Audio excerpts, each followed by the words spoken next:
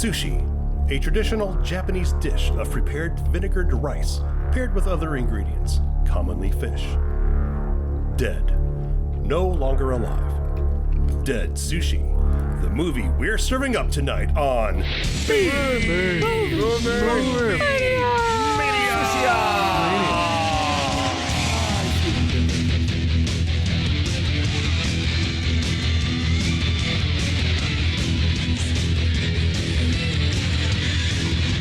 Welcome to the crossroads of camp, the bastion of the bizarre, the place where low budgets meet high praise. Yes, it's B-Movie Mania.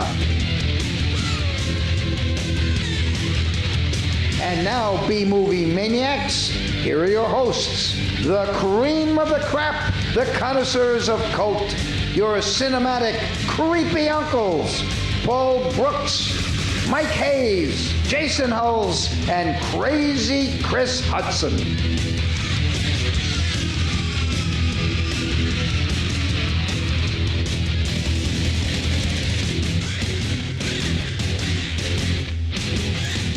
Honor of one of my favorite, well, probably my favorite character of the film, I got some big tuna here. I got spicy tuna roll. What do you got over there, Mike? I've got some sweet potato roll situation. I've got salmon one. I don't think sweet potatoes count as sushi. Yeah, they do. There is a hierarchy with sushi. Well, I have this thing. Oh, hello! I am Mr. Hutson. Welcome to B-Movie Mania. With me tonight, as always, are Mr. Brooks. Hey!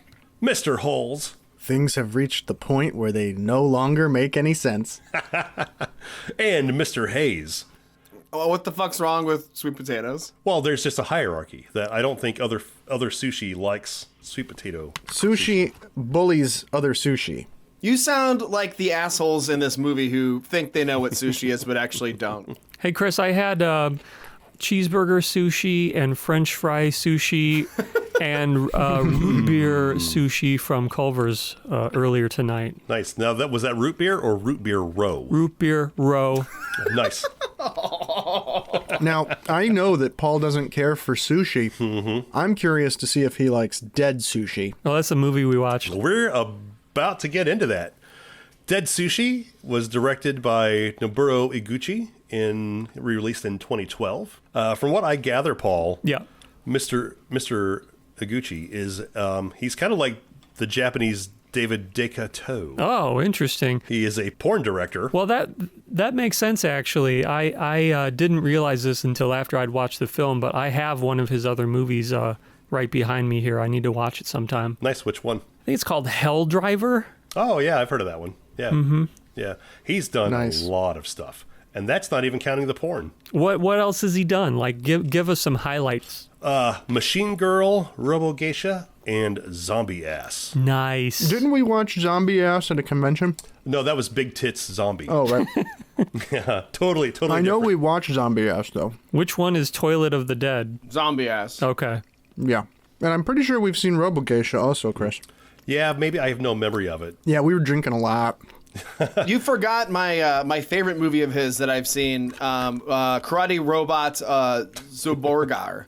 Zaborgar. It's very, very good. It does involve a giant diarrhea monster in it. Ooh. So, hey, speaking of giant diarrhea monster, you guys know you don't have to eat all that sushi tonight, right? Oh, man, I'm a good way into it. I'm going to keep going. We're going to see what happens. Oh, boy. That's not how getting full doesn't give you diarrhea, Paul. It's having bad sushi that gives you diarrhea. And something in this movie you might describe as bad sushi. Yeah. Or dead sushi. I imagine, well, no, I guess all sushi's dead technically, right? Yeah. Well, actually, when I was in Japan, I did eat flapping fish, which I didn't know if they were dead yet. Nice. Ugh. It was weird, and then they fried it, and I ate the bones. It was very crunchy, and it gave me good luck, I was told, so that's cool. Speaking of porn, Dead Sushi also stars Asami, who I think I don't know a lot about her. I just came across a little bit online, but she's also been in some porn, Paul. Which wait, why are you calling my name? She was the hostess, the wife. The innkeeper's wife. Right? What? Easily the best character in the film. Yeah, she was pretty great. Yeah. Easily, Jay. I don't know if I'd say easily, dude. Easily. Yeah, I think it's all dependent upon taste. Correct. Easily. Well, let's go into some quick takes then. Okay. Quick takes. Paul, I'm picking on you tonight. Chrissy, don't give up, Chrissy. You can get through this episode, Chrissy. Jay. Best undead sushi movie I've ever seen. And it also has one of my favorite characters of this entire season. Wow. High praise. Take note for the roundup. Mike, what did you think of Dead Sushi? Dead fun. Oh, God. Really? What? Fuck you, Paul. What? Did you forget about quick takes? Yeah, I don't have one. I just have sushi and Orion Okinawa craft beer is all I have. What about you, Chris? Hey, I don't even have anything Dead Sushi related tonight. I just got some water and some Armagnac. So I'm celebrating, I guess. Do you have a quick take that's related to Dead Sushi? I am celebrating how much I enjoyed Dead Sushi. I'll just throw it right out there. Nice. A quick take's a Had quick a lot take. of fun with this one. It's just to talk about how Cool. quickly say what you feel about it. 油断するな寿司を握るときには魚の気持ちになって集中するんだ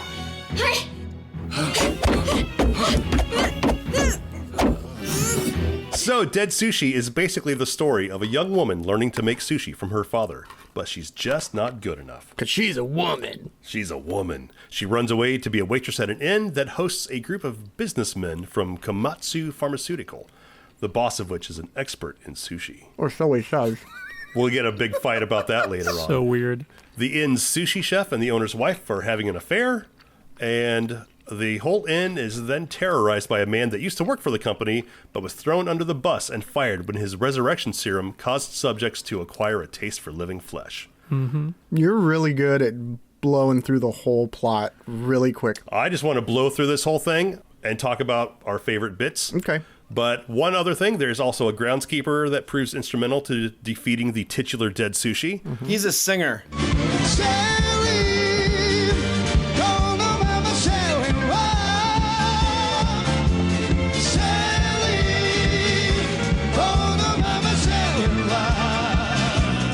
Yeah, like the cast in this is amazing.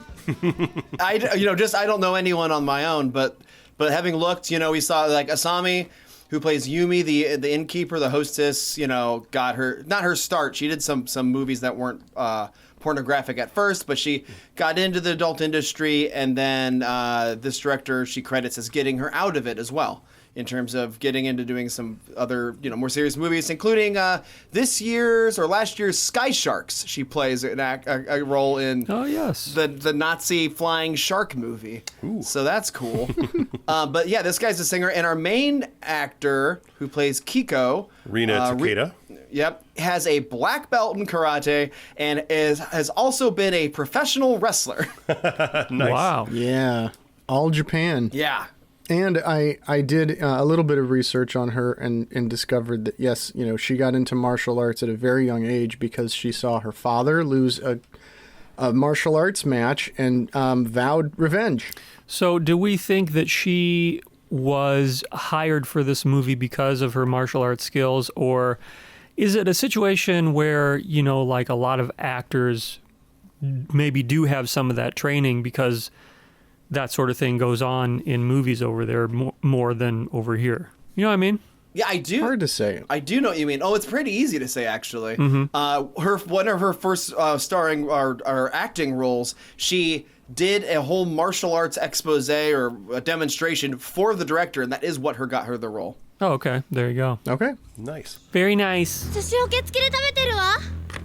俺みたいな男が寿司食べてたら悪いかこの旅館のゴミ捨て場にあったのもったいないからいただいてるだけださあエビ食べながら見てるからキス続けろこの不老者 I don't even know where to begin with this one.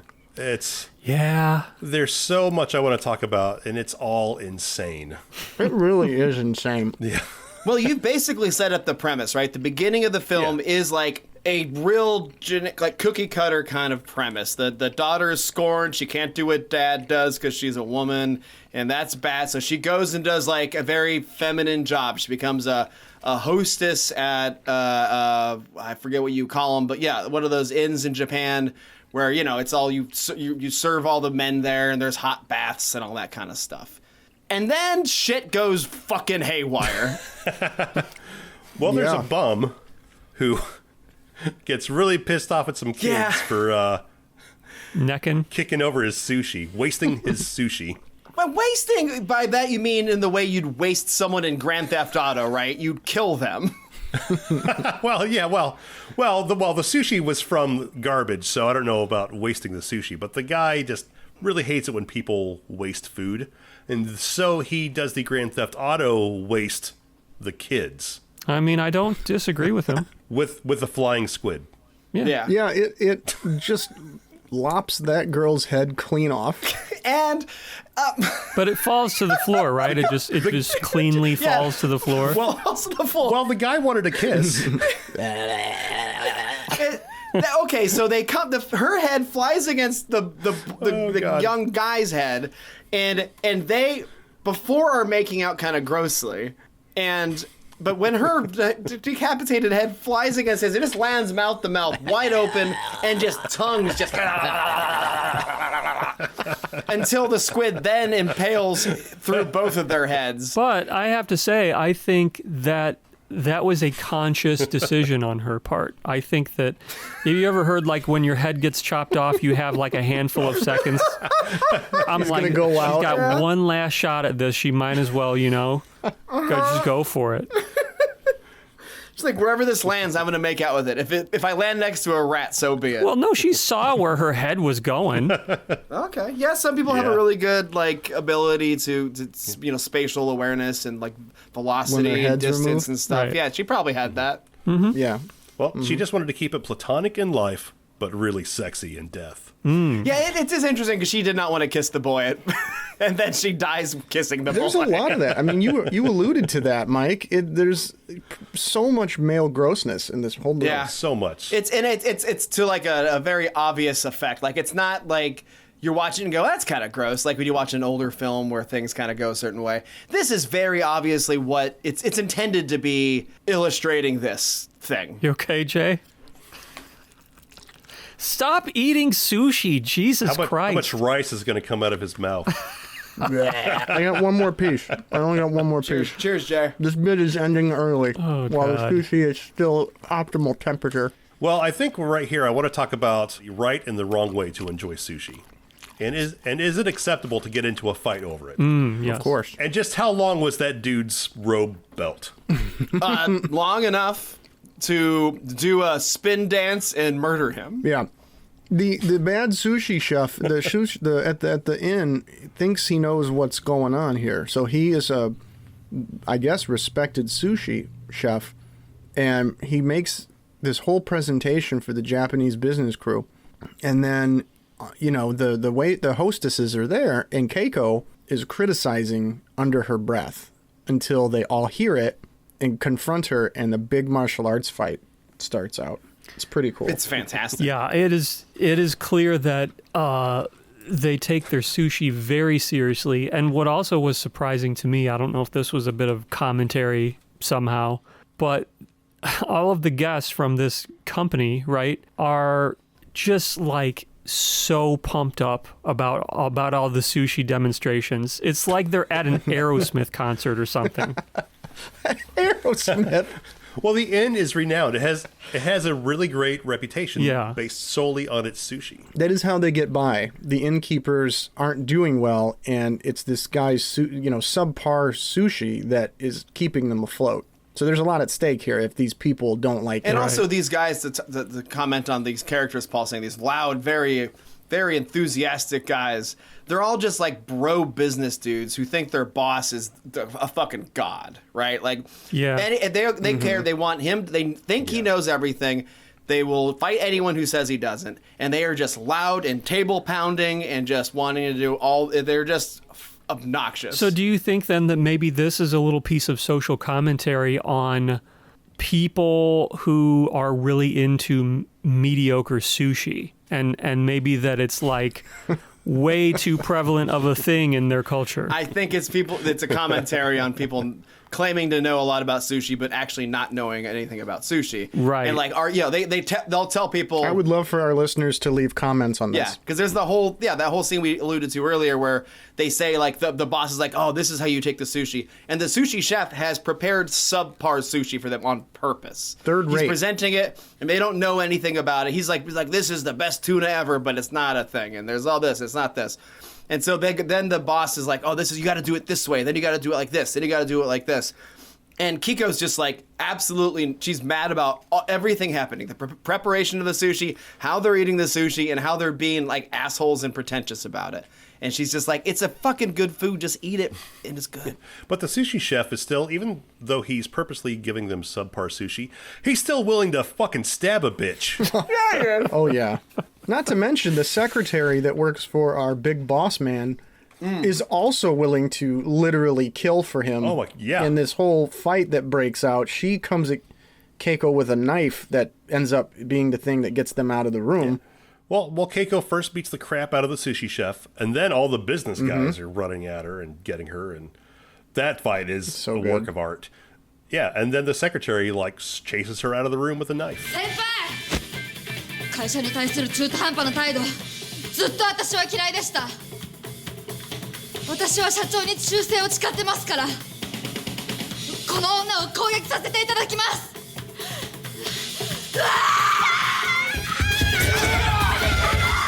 But what's really fun and funny about this is that someone stops the fight between the business guys and Kiko and says, like, it's unacceptable for men to harm women. It's rude, and you can't take it out on a woman. So she runs up and goes, I will do it for you. Let me have the honor of fighting this woman for you so you don't have to, boss. Yep. Nosaka is the guy who you think he's going to be the love interest. Yeah. And the good guy. He's the one good guy among the Japanese businessmen who seems to like Keiko and listens to everything that she says and respects her. Well, let's talk about the secretary for a moment, because she is really, she's not the first victim, but she dies pretty early on. And what a death scene. Mm-hmm. Oh, man, there's some pervy stuff in this, dude. I just have that guy that wants to grope her just listed as perv in my notes for the whole movie. And why is he a perv, Jay? Well, because, the dead sushi starts flying around. It ends up it gets her tongue, right? And it's all over her. And as it's attacking her, her shirt comes undone. Why does her shirt come open? Well, is it the sushi? I just remember it being open. It's never shown. Yeah, I don't think. It's because this is a Japanese movie, that's why. Yeah, so her breasts are out, not bare. Well, she's in a bra. Yeah. And this guy is like, I just want to grope her. She's going to die. He's having like an internal monologue with himself about it. When she's being attacked in front of him by sushi, and he's thinking to himself, like, okay, she's going to be gone soon. She's not going to survive this. I better just grope while I can or whatever. And then, he gets attacked and everything. Well, she's kind of like, when she's dying, she's kind of doing a sexy dance. Or so he sees it as. It's really good. Because earlier he had said, he's the guy who said, the boss is giving it to, I forget her name, unfortunately.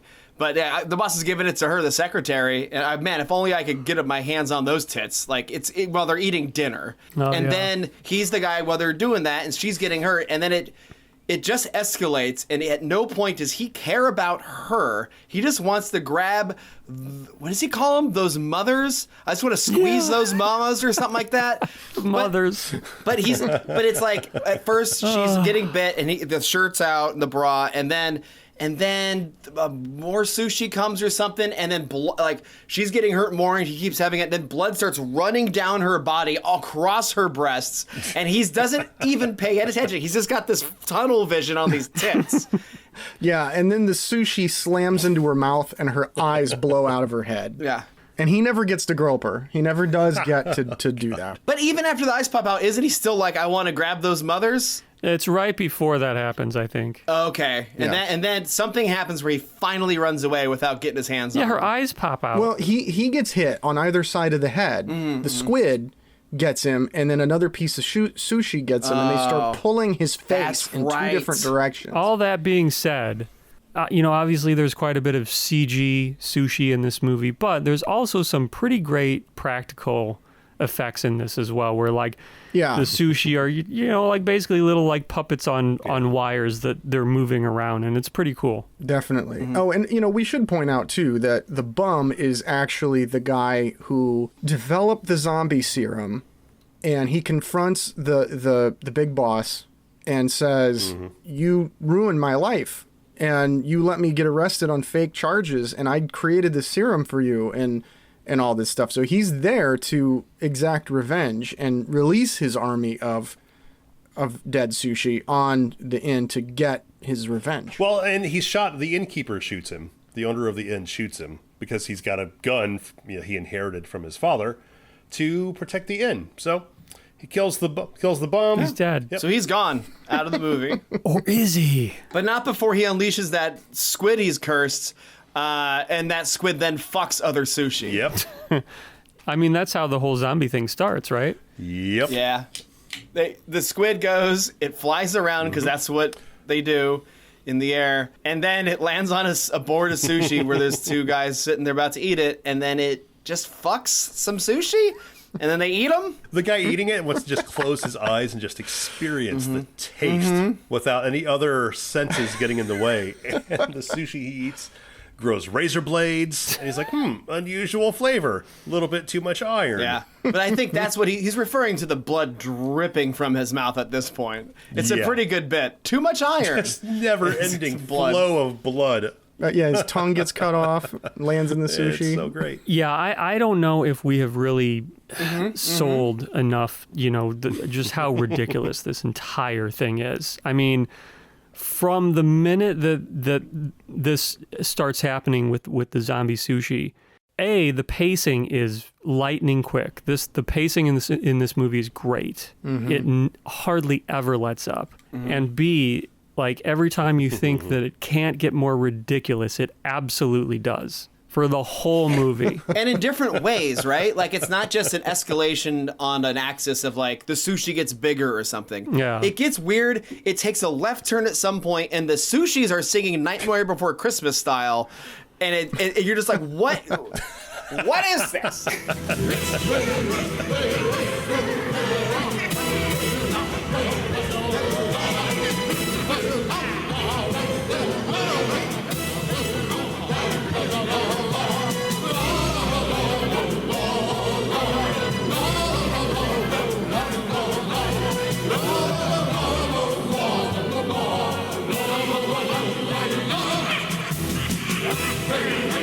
Yeah, there are things in this movie that are impossible to predict. Well, Jay, I mean, you were happening. talking about this guy getting his tongue cut off. This is about the spot when we realize that sushi also have a pecking order, and we get introduced to my favorite character, Mike, in the movie, Eggy. Okay, Eggy. that's fair. Eggy, yeah. Eggy's a good guy. Eggy is a good guy, yes. Tamago is his name. You want to describe him? Yeah, well, I mean, he's an egg sushi, right? He's not a fish sushi. He's not a fat tuna roll or something like that. And apparently, other zombie sushi don't take kindly to that, and he gets bullied and beat up. Yeah. And they see this happening, and they say, "Oh, wow, sushi has a pecking order too." Though Kiko does defend egg sushi and say that it is one of a good way to like really judge a sushi chef by how well they make their egg. And Mike, can you confirm that for us? Is egg sushi worthy of, I did enjoy it. It's a little sweet. There's sugar in it, I guess. I was looking up ingredients because it's basically an omelet or a quiche on top of some rice, effectively. It was really good. Well, Mike, before you eat the next piece of that egg sushi, I have to warn you that apparently, I didn't realize this until I saw the movie, but egg sushi spews acid. Right out of its butt. Yeah, I'm gonna have an upset stomach. I'm going to wash it down with some Malort. You want Tums. You want Tums, not Malort. No, Malort's a digestif. It'll be good. Oh, okay. That's true. I enjoyed how Keiko befriended Eggy because she saw the parallel in Eggy's existence to her own. She didn't ask or Eggy didn't ask to be born that way, just like she didn't ask to be born the way she was either. I found myself like there's a scene where they realize that he spits acid or whatever, and Keiko Poops is acid. Yes, poops acid, and Keiko is about to kill him, and she's like tossed him across the room onto the floor, and she sees him shaking, and I'm almost mad at myself that I felt empathy for a piece of egg sushi at that point. 卵が震えてる。私なんだかこの子潰せない。どうして？この子だってこんな姿になりたくてなったわけじゃないし、いじめる。不憫に思うんです。どこか私と似てる気がして。 And they're just these little puppets that at times are like strings or probably fingers under a thing or a glove at some You point. can see a little bit of how they did it in the credits. I don't know if you guys watched the credits, but they show a little behind the scenes, some bloopers. It's just a lot of the sushi is just little things on wires. Yep. There's one scene where there's a lot flying in because they do start to swarm or school, I guess you might say. And at one point, there's a bunch that a guy like gets attacked on his neck, and he's like fighting and rolling around, holding him, Bela Lugosi style. And you can see the bottom of the glove, this white part of the glove, just dangling underneath him as he's doing it. But I mean, at some point, I think there was just camera behind some fingers that were fish puppet or sushi puppets, and then hold the glove, do it. It's great. It's really charming. It's a really interesting mix of practical, just stuff on wires, like we said, and then like when people do get attacked, it's a lot of digital blood, which I don't care for, but somehow it worked in this. For 2012, the digital blood actually looked pretty okay. I would agree. I think they mixed it with a lot of practical blood too. It was just used to kind of pump up. Well, I mean, don't get me wrong. There's a lot of digital blood. Yeah, but it's because like when it's spraying out, you never see any blood like hitting the floor, or other characters. It's like they apply some blood beforehand to mix it in, and then they just do the rest digitally. I think also it's the sheer madness of what you're seeing, and you're like, okay, fine, digital. It's not a big deal compared to what I'm seeing right now. Right. Yeah, this is the least of my problems with the reality.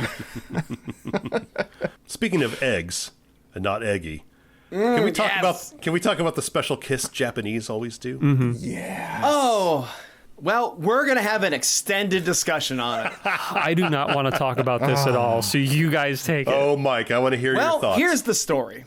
I went to. Let's describe it. There's a scene where the sushi chef and we find out the hostess have had a little kindling of enjoyment of each other. Because the hostess is married to the sushi. Oh, the hostess is married to the owner. Proprietor, Yeah, the proprietor. The owner of the inn. Yeah. He inherited it. He's a weak man. He inherited it. She is the one who's done all the work. She's cultivated the inn, and she does all the work, right? So she's sick of him. She's got a thing for this dickhead sushi chef, though. And so they finally smooch. And this is one of the great reasons of why this character is my favorite character, Yumi.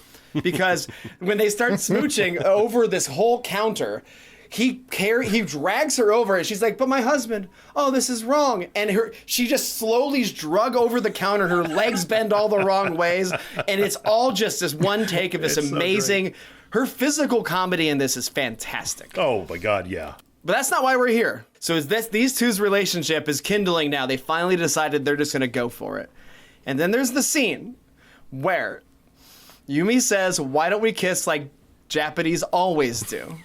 And he goes, oh, yes. And then he cracks an egg, separates the whites from the yolks, and then takes the yolk, pours it into his mouth whole, and then leans over her and then lets the whole yolk, not broken, unbroken yolk, slide into her mouth, which she catches it, uncut, and then she then proceeds to slide it back into his mouth. Oh, it's all this one shot. One take they do this. So it goes back and forth. Yeah. And they had to do it multiple times. That wasn't just a one-take thing they did. They had to do that a lot in the movie. Oh, yeah. They're in the credits, and it cuts away to the little sushi monster puppet, and then it cuts back to them, like, gagging on it. Yeah. So that's amazing. They did that in one take. I was floored by that. I texted you guys. One take. Holy shit. Mike, were you grossed out by... I mean, I assume you were significantly... absolutely. Okay, because I know you had a real big issue with people sharing toothbrushes. Oh, yeah. Very gross. Now, here's the thing, though. May I jump into Mikey's story time? Sure. I'll make this quick. But ordered sushi to eat tonight while I watched it again, right? Walked down to the corner, put my order in. It's going to be about 25 minutes. So I walked down to get some Japanese beer from the bar and went, yeah, you know what? The patio's empty. I'm going to sit on the patio while I wait. I'm going to have a beer while I wait. Please don't tell me you asked somebody about the egg thing. No. Okay, good. I'm sitting there, and I'm at Go Tavern in Chicago. Sure. Great place. And one of the staff sees me and walks over and says, "Oh, hey, Mike, haven't seen it. It's my first time on their patio since the pandemic thing." So she's talking to me a bit. And I say, "I'm watching a Japanese movie. I'm going to get that beer you recommended to me when I was watching Bloody Body Monster Horror from Hell," or whatever it was called. And she's like, "Oh, yeah. Oh, Ryan. Yeah, it's great, right?" And she goes, "Have you seen Tampopo?" I have not said anything about what movie I'm watching. I'm just saying I'm watching a Japanese movie tonight. I'm getting sushi, getting the Japanese beer. She says, "Have you seen Tampopo?" I say, "No." She says, "It's about ramen." I go, "Oh, this is about sushi." "Oh, yeah, it's about ramen." Okay. And so she looks it up because she can't think of what it was real. She has to Google it what it is. And when she poems it, she shows it to me. And what I see on the thing is Tampopo egg scene. It's a movie from 1985. And in this movie, which is what Dead Sushi must be referencing with this bit, there is an uncut scene of a couple doing the egg kiss, uncut 7 times. Oh, God. Back and forth 7 times uncut. I swear to fucking Christ. It is terrifying. There's a link in the thing. There's a link on our thing. We'll share it that day. It's fucking insane. So this is just a parody of... Because that movie is very well regarded, very critically acclaimed film, if I'm not mistaken. So this just must be a parody. Mm-hmm. I just like to say, if any of our fans want to attempt the egg kiss, we'd be happy to share the videos on our Instagram and social media. Yes. Do it on TikTok. And if you've got a charity you want to bring awareness to, just go ahead and let's start a whole viral thing. Egg kiss for charities. We're doing the egg kiss challenge. It's me and Jason Huls. We're gonna do this. We challenge Paul and Chris. That actually might be something that, like, if you're a couple on TikTok or whatever, that could actually take off. Oh, God. Egg kiss challenge. Okay, we need to put the scene out there. Let's just put the scene on our website so people can see what it is. Yeah. We normally don't do stuff like that, but let's do it, and let's get the egg kiss challenge going. We may have started something really special today. I am going to... actually, I could do it because I'm allergic to egg whites, but I'm not allergic to egg yolks. So if anyone wants to do it, call me up. Paul's putting his life on the line for charity. Yep.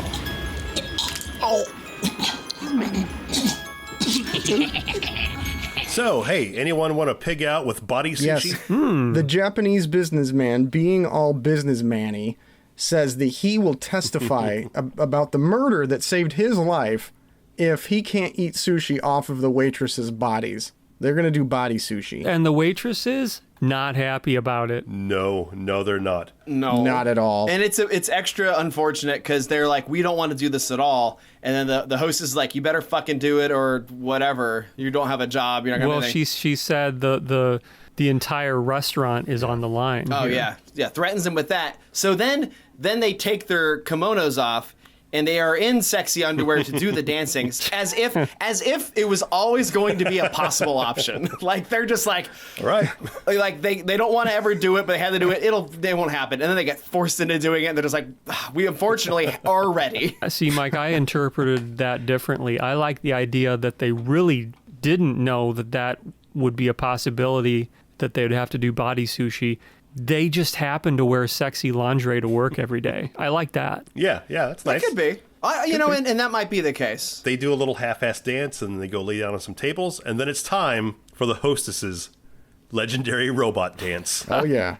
She's pretty good at it. Out of nowhere. It's great. Oh, you know for God. sure It's that... so good. What's the director's name, Chris? Noboru Iguchi. Oh, yeah, him or somebody found out that she could do a really good robot. That's the only reason that's in there. Probably. Yeah. And it's For so sure. great. It's so out of place, but fantastic. It's really good also because she like isn't just doing the normal like hands flat up and down. She's like preparing tea and like pouring the tea like as the robot. It's so good. Well, it's just another thing in the man. ridiculous menu of things that you get with this movie. Yeah. But unfortunately for the waitresses, the body sushi does not go very well for them because they are, of course, covered in zombie sushi. Yeah. Yep. It starts biting them, and this is really where kind of the big fights like start. Like it's all out. The sushi starts flying around. It's burrowing into the waitresses. There's a dude without a shirt for some reason who's fighting it with a baseball bat. Oh God! And then here's where the chef unfortunately meets his demise. He's really good with a knife. Yeah, doesn't he cuts off his own nose, doesn't he? He cuts off his nose. He cuts off his lips. Oh, And they conveniently, when he does it, they conveniently land on rice that's on the floor. So you've got nose and lip sushi. Yeah. Yeah. It's ready to go. it's gross. It's pretty nasty. Yeah, it is an all-out fight. Nosaka, the who you think is going to be the good businessman, he's blasting away with a gun. The boss actually does the big boss does drag Nosaka out of the room, and Keiko, I think she escapes too. The one of the waitresses dies because the sushi flies out of a hole in her torso. Yeah.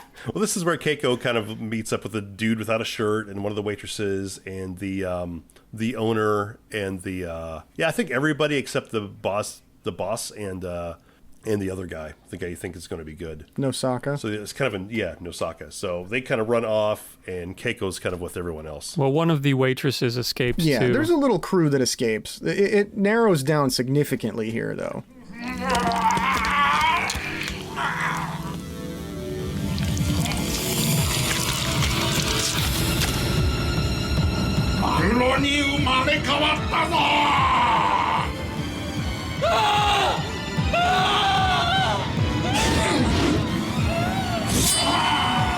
Can I talk about the next scene, Chris? Oh yeah, go for it, Jay.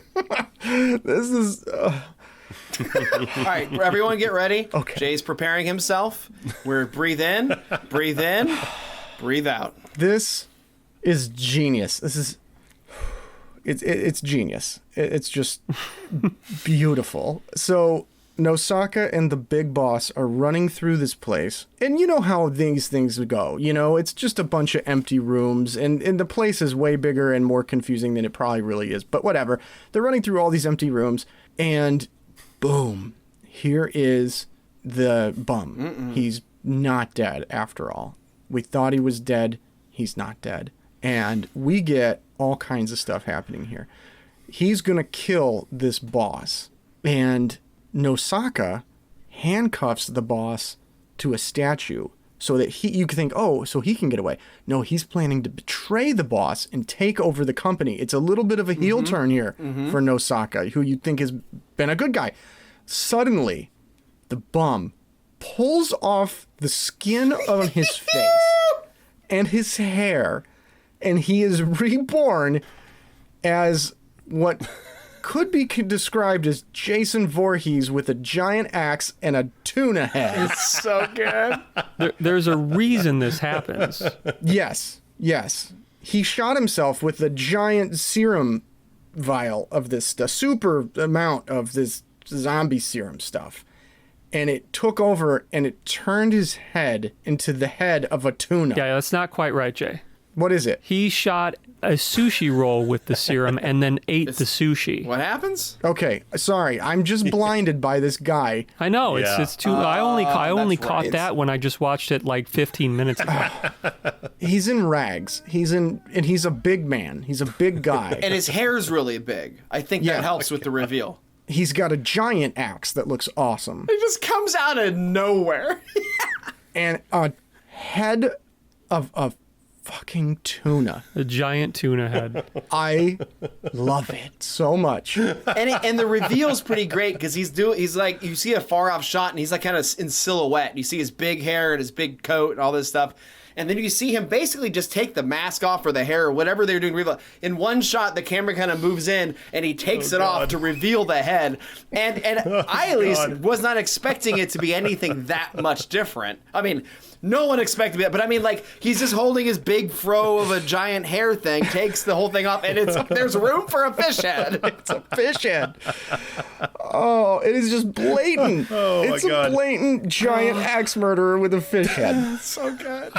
And the axe is like stylized. I mean, he makes this decision consciously to transform into this creature to exact his revenge on the boss. So he starts chasing the boss through this place, and the boss somehow he accidentally axe handles the handcuffs, so the boss can now escape from the thing that he had been tied up to, and the boss takes off and somehow manages to get some distance between him and giant tuna head and sneaks into like a bathhouse room to try to hide, and like ducks down into the water to hide. Oh boy.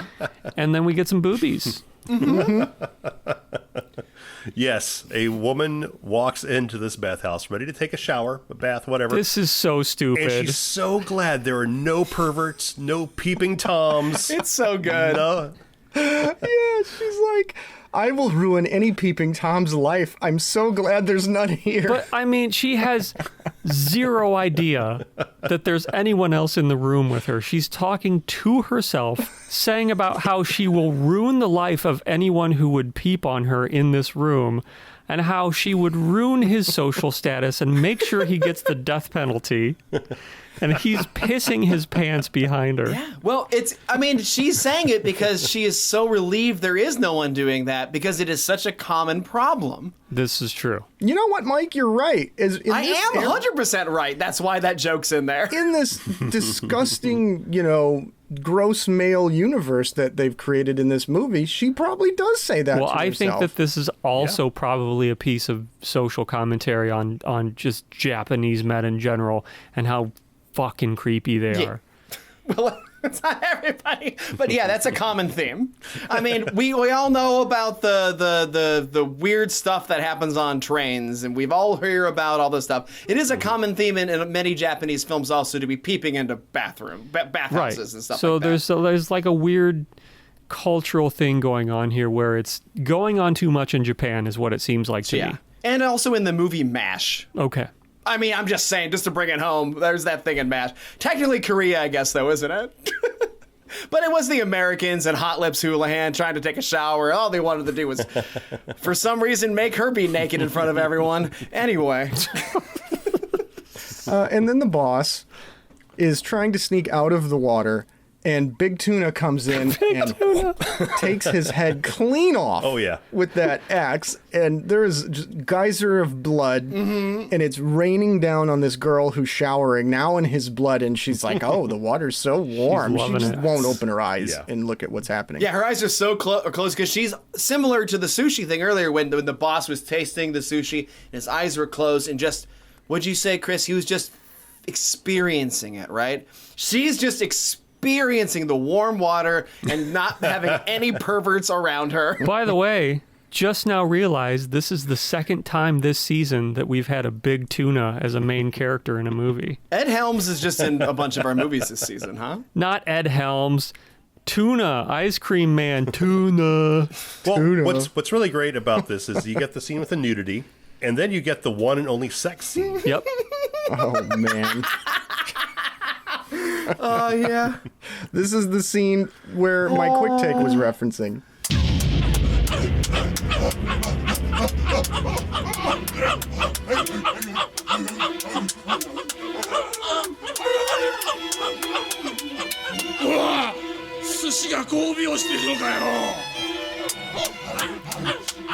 Okay, so Keiko and the other survivors look outside and they see Sushi, Fucking. yeah, against a tree, and I mean, slapping rice. there it. And at the climax, shall we say, lots of little baby flying sushi fly up into the air, and one of the survivors says, The shirtless guy says, things have reached the point where they no longer make any sense. I mean, you might as well just say it because everyone else is thinking it. Yeah, oh yeah. And then it still gets so much worse and confusing. Way worse. Yeah. Yeah, you think that's where it's gonna, that's the climax of the viewer, but it sure ain't. No, but I mean, they are spawning and it is reaching like tribble level, like there's way too many There are sushi. hundreds. Can I pull the viewer aside for a quick second? Do you want us to not listen to this? No, you can listen to, but I just wanted the viewer to listen. I would like you to guess how this gets weirder. So pause the episode. No way. Pause the episode and comment on this or tweet at us or something about how you think at this point, after we've seen two sushimi go at it like they're like cats on a tree, just I like slapping rice. they're slapping rice and then just coming other sushi. How do you think it gets weirder? And then pause it, send the tweet, and then press play again. All right, dear listener, did you guess all the sushi form a giant battleship? Oh, you didn't? Sorry, because that's what happens. Well, before that, we get the flamethrower sushi. Yeah, don't forget the flamethrower sushi. Flamethrower sashimi. So everyone's trying to escape. They're watching the sex scene, and they think, oh, this is really bad. But fortunately, the groundskeeper has like a house or a barn or something 400 meters away, and they make a break for it. And this is where the one waitress, she gets swarmed and like all of her flesh eaten off. And then the shirtless guy, he comes face to face with a piece of sushi that has a flamethrower. A fucking flamethrower. Yep. And he doesn't burn up. You'd think he would burn up, but he eats it. And then his head explodes. He gets pretty hot. It roasts his head. This sushi torches his face, and he's like screaming, and I don't know what it is about this movie where they say exactly what's happening to them. He's like, I am being roasted by sushi or whatever. And he's like, oh, only one thing left to do. Let's see how it tastes. And he's like, he eats it, and he's like, oh, it's pretty good. This is one of my favorite, though, scenes of where you recently I talked to some people about those scenes in movies where someone realizes they're about to die. Yeah. And there's some pretty good ones. This is great because he eats it. He goes, oh, pretty good. And then he like looks at the camera like big eyes, like, uh-oh. And then his head just explodes. It is there's so many goofy, over-the-top death scenes in this movie. Let's talk about we have to mention here that Nosaka is in the barn eating ramen. It's important to note that Nosaka is eating ramen. It's a boring detail compared to the literal battleship of sushi that's coming up, but we have to mention that he was eating. Yeah, he's eating ramen in a barn, and also It's the only food that is safe to eat in this movie. So you think. it's what we seem to think. And, we also didn't mention that there's rice zombies now. There are humans with the sushi inside them. That's and this important. is pretty funny, really. I mean, they're spitting rice. It's great. They've got rice all over their mouth. The one guy's like wiping rice off of his friend's face and just keeps... No. We're not brushing over with that statement. Chris, it is Yumi again. It is her husband. As zombies, they've come back together. She realized that she loved him all along or something. Who knows? And so they're back together. And so now we get another one of these really long uncut takes where something very gross happens throughout it. where it is so fucking amazing. This is really the selling point to me, really why she's my favorite character and why her physical comedy in this is unmatched. So great. She is dying, and so she's slowly squeezing rice out of her mouth, and so it comes out about like half an inch, and then her husband brushes it away with one finger, just swipes it all away, and then the camera doesn't cut. She just keeps pushing out rice from her mouth. It gets pretty far out again. He brushes it again. 6 times. They do that 6 times before she comes up empty in a single shot, and it is fucking brilliant. She must have been. Obviously, she just packed her mouth full of sushi or rice to the point where, like, some of it was probably going down her throat. It was gross. It's so funny. It's so good. And the thing that was funny about her turn to a zombie is that the zombies are outside and they're just about to come in. And she turns into a zombie in the barn, then runs out the door, turns around, and wants to run right back in as a zombie, but then they manage to try to stop them. Like, just the whole beat is very weird, but I'm not convinced that there's, like, anything this movie could do that's out of the ordinary that would be out of place or feel wrong. I mean, there's no rules. There's none at all. None at all. Yeah. The husband, the way he becomes a zombie is because right after she becomes a zombie, he just decides, well, if someone's going to bite me, it's going to be you. So then he just runs over to her and she just bites him. Yep. It's so fucking good. And then, okay, so this Mr. Sawada, I think his name is, the groundskeeper guy we've been referring to, he is about to die. I think it's like glowing sushi or something comes in and starts flying around. And one of them bites him and he screams. And somehow this guy has the power to scream and make sushi die. Oh no! Yeah, he screams, "Oh no!" And for whatever reason, usually looks right at the camera while doing it, and then smiles.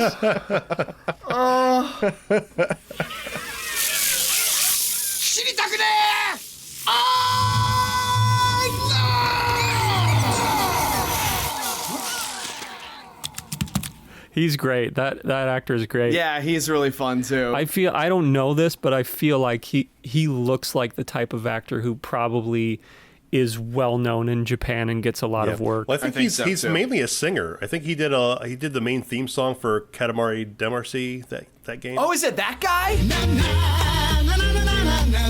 Katamari on the swing.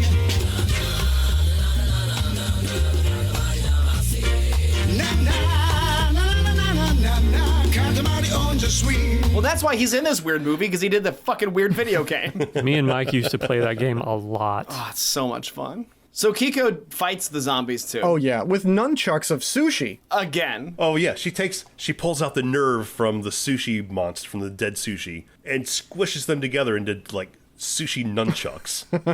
That's the other weird thing that they figure out that you can kill them by shouting, or if you capture them, you can pull out the zombie nerve, I guess, and then it's just regular sushi again. Yeah.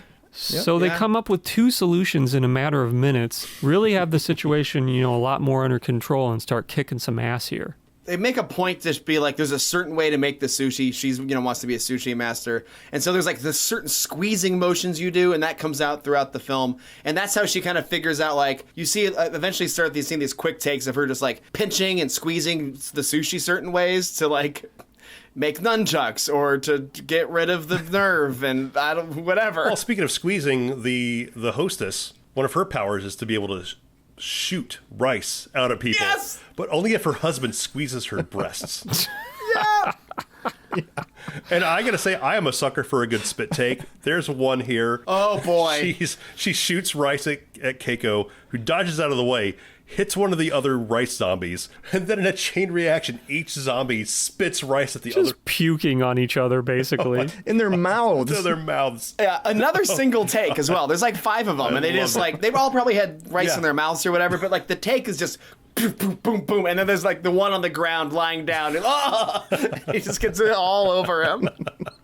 It's so much fun. And then Keiko fights Big Tuna.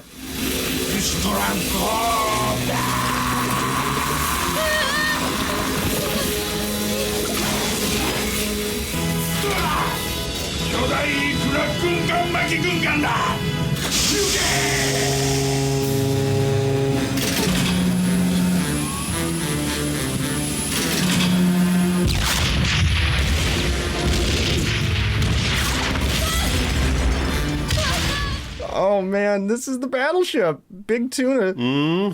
So Paul said that it's all the sushi comes together, but it's not quite just that, is it? No. The way it gets created. He vomits up the sushi, the giant sushi rolls, and the eggs, and they all coalesce into a battle. It flies. It's a flying tuna battleship. He vomits out a bunch of rice and roe, and then somehow also it gets wrapped in seaweed, and then even the little fake grass fins that you get in a sushi plate Oh, yeah. on it too.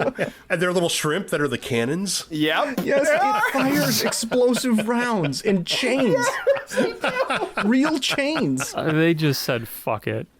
It's insane. And, Keiko can't do all of this on her own. And fortunately, Eggy is there. No. He gives her a kiss and then flies off to single. It's like Luke versus the Death Star. Flies off to battle this giant sushi battleship.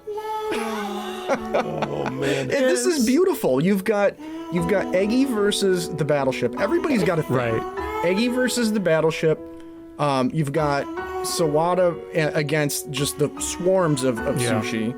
You've got Keiko versus Big Tuna. There's 3 different big fights going on. It's actually very similar to the Return of the Jedi ending. Yeah. Yep. It's so well done. Oh my god. It's so well done and so weird. Somehow Keiko awakens Tuna's sexual desires. Oh yeah. Big Tuna gets a little horny. Yeah. Yeah. But so how does this fight end? How does the movie end? I mean, the stakes are so high. There's so many fights going on. There's no way our heroes can win. No, I mean the squid we see several times throughout the movie lands on Nosaka's face, so he's in trouble. Eggy is getting beat up by the battleship. Keiko is dying from Big Tuna.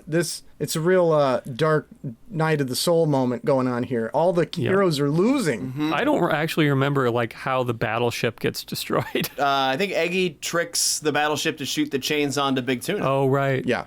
Oh, then Keiko does this one hell of a spin kick, like in the air, midair, slow motion, just dragged out for it's like a minute and a half long kick. Oh yeah, and doesn't he goes flying through a window into the sky? Into the atmosphere. Yeah, and you see him go flying way. He says, I blew it, and he goes flying way off into the distance. And then I guess somehow it causes all the ammunition inside of the battleship to explode. Oh. And Big Tuna and the battleship explode into a firework in the shape of a fish. Yeah. Here's a fun game you could play with this episode. Just pick a random spot in the episode and start playing it. The sentences that we are saying are nuts. But and then what's his name? The sushi chef has defeated the squid. Yeah. Unfortunately, Eggy does not survive. Eggy's so hurt. No, it's a sad moment. But he did what he needed to do. Yeah. Keiko pays respect. He saved the day. Well, you can't really leave a dead sushi like that alive anyway. You can't leave any loose ends open. Real T2 ending there. Well, but the weird thing is, after all of this, after everything they've been through, 30 seconds later, they start eating sushi. Yeah. The sushi they killed. He killed it. Yeah, it's not fresh sushi. It's the stuff they just killed. It's you don't want to maybe be a little more cautious with that? One thing we didn't really get into is that Sawada is more than just the groundskeeper. He used to be the great sushi chef that the inn built its reputation around. That's true. But through another fight over the quality of sushi, he accidentally stabbed his wife and then developed a knife phobia. So he's been afraid. He's been afraid to pick up a knife this whole time. Finally overcomes the fear. Kills all the sushi that's trying to get him, and he makes sushi again. Yes, he pulls out the nerve cells. Keiko eats it. And Keiko eats it, yeah. Yep. And then, of course, we have to get the scene of Keiko returning to her father, a changed person, and he recognizes this. He says, you grew up while you were gone or something like that. I think literally that, he says. Yeah. Yeah. Isn't there one last sushi scare here? There's one last piece of dead tuna Yeah. on her shoulder that flies at her father, and Keiko leaps over the sushi bar, changes into her sushi chef outfit, catches the tuna, and makes man-eating sushi out of it. She says only she can make man-eating sushi. I'm just not sure how she went all the way home without noticing there was still zombie sushi on her shoulder. As long as it doesn't sing. Rating time. What are we going to do with this? It could go in so many different directions. Oh my god, yeah, there are so many different ways, so many different things we could rate this in, but I think we're going to rate this in my favorite line of the movie, which we talked about, the shirtless guy and how he gets roasted and his head explodes. Before he eats the sushi, he exclaims, "Motherfucking roast sushis!" Oh, yeah, that's We're right. going to rate this from 1 to 100 motherfucking roast sushis. Except Jay, you are allowed, because Big Tuna is your favorite character. If you wish, you can also rate this from 1 to 100 tuna-headed vagrants. Thank you. I'll take That's you a up on good that. title. All right. I'll do that. I appreciate that. All right, Mike, why don't you go first? This movie checks all the boxes for me. I figured it would. It's really weird. I mean, it's comedy horror. I like a well-done comedy horror. It keeps you fucking guessing, especially if you watch this with some friends. Like, this is fun. Or if you take an edible, like this boy did the first time he watched it. Holy hell, was it fun. It's all over the place. It knows what it is. I think it does a very good job at it. I think you should watch it. I'm going to give it 96 egg yolks back and forth. Wow. All right. What'd you all say? right. Egg yolks Nice. back and forth. Nice, That's man. called bullshit on that. All right, Jay, what did you think of Dead Sushi?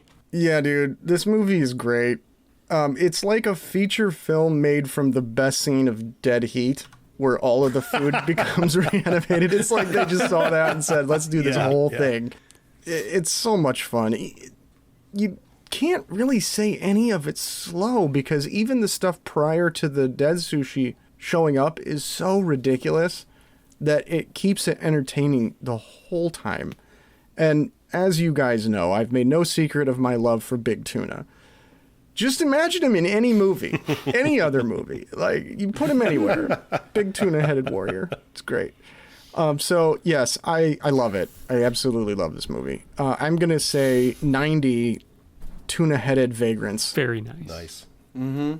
All right, Paul, what did you think? I'm now picturing Big Tuna in a Hard Ticket to Hawaii for some reason, and it's good. It's very good. I pictured him, Paul. I pictured him when Jay said that in Road Tuna, the poster of Road Warrior, but with the tuna head.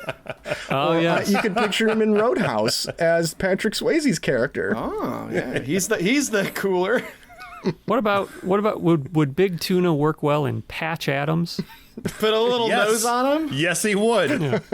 It'd stick up in the air because his head's kind of, Oh, we didn't even talk about the little tuna flip he does. Oh God, when he jumps up and lands on his side and then like flops around till he gets back up like a fish.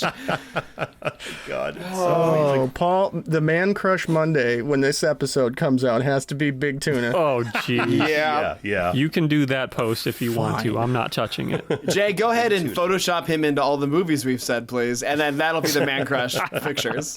Fish Crush Fridays. All right. This like style of movie isn't really my thing as much. It doesn't check my boxes like it does for Mike or maybe you, Jay. But it's just so well done. I mean, it is damn near flawlessly, crafted. The pace, like I keep going back to the pacing. It's just you don't have a second to like think, why did that just happen before something ridiculous is going on. But the second time you watch it, it all holds up in terms of, the entertainment value. It's great. I'm going to go 85, and I'll stick with Chris's rating system of, what was it, motherfucking roast sushi? Yes. What about you, Hutson? Oh man, I agree with all of you guys. I'm a sucker for this sort of weird stuff. I don't know. It was so well done. Everything it just keeps getting weirder and weirder. Like Jay said, keeps you guessing. Oh, man, yeah, I can't say a bad thing about this movie. This was such a surprise. I wanted to watch this based solely on the trailer. I'm so glad it didn't disappoint. Yeah, I mean, and you're usually the guy who is watching Japanese stuff more than any of us, I would say, too. Yeah. It's so. I love this stuff. It's amazing. So, and there's so much that we didn't even really touch on. That I mean, we covered kind of the big things, but all throughout this movie, it just gets weirder and crazier, and it's fucking amazing. 92 motherfucking roast sushis. Nice. Very nice. Very Yeah. nice. On the next episode of B-Movie Mania, Let's just say I'm glad that we got all of our laughs out for this one. God damn it. We're about to watch something very different. Oddly enough, though, Chris, we are staying in 2012 for a film that is sort of like just now starting to become a cult classic. Let's take a road trip out to the Pacific Northwest and check out Pascal Laugière's The Tall Man. Okay. Okay, sure. Unheard of. I've not heard of The Tall Man. It is streaming on, if my Just Watch app is accurate, it is on Amazon Prime, it is on Hulu, and it is on Tubi. So you have some options there. Don't know if that's accurate, but one of the three should work. Jessica Biel's in this? Mm-hmm. This is a little out of character for me. I went pretty big budget. Yeah. Yep. It is on Amazon. Okay, cool. And pretty well rated. Yeah. This is a really interesting film. And the reason that I say that things might be a little bit different is I would like, my hope is that we have a very serious sort of deep dive discussion into this thing, because I watched it thinking it was going to be one thing and it's totally something else. Interesting. This is the director who did a film called Martyrs, which is pretty controversial but well known in the horror community. So Wait, he also directed the behind-the-scenes documentary about the making of Brotherhood of the Wolf. Okay. Which is a very good French werewolf film. Well, there you go. This is I won't say too much, but this is a very well put together movie. So I'm looking forward to seeing how you guys react to this. It could be disastrous. I don't know. Okay. Well, thank you for listening, everyone. But before we go, I understand that we have a new feature on B-Movie Mania. Listener reviews. But Chris, I got something for you here. Fantastic. This review came to us through iTunes from listener RJNC00. These guys should have 10,000 5-star reviews. And he gave us 5 stars, so thank you for that. He says, Thank you. Great podcast. No other podcast has these crazy obscure movies. Great work, guys. Thank you very much, RJNC00. Thank you. Yeah, if you want to show him who's boss, review us too.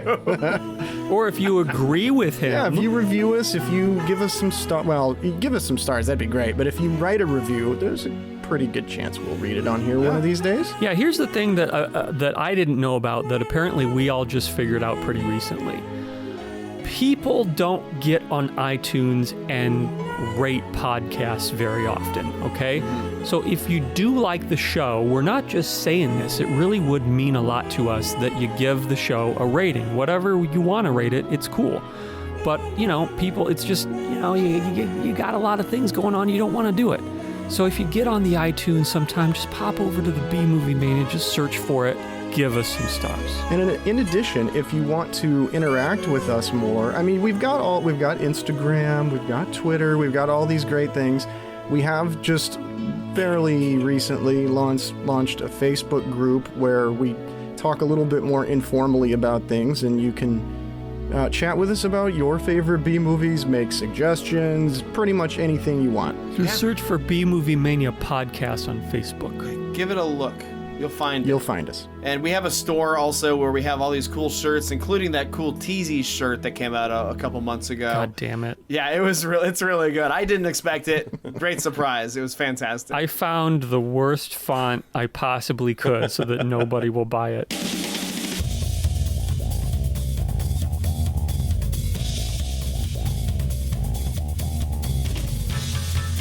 Let's Listen up, maniacs. Do you have a question or a comment? Would you like to send some bourbon to Uncle Lloydie? You can contact the gang on Facebook at B-Movie Mania. You can also drop them a line at bmoviemania.com. Reach out. Touch them. They're touching themselves. And they might just reach back. I'm Lloyd Kaufman saying, see you next time on B-Movie Mania. Woohoo!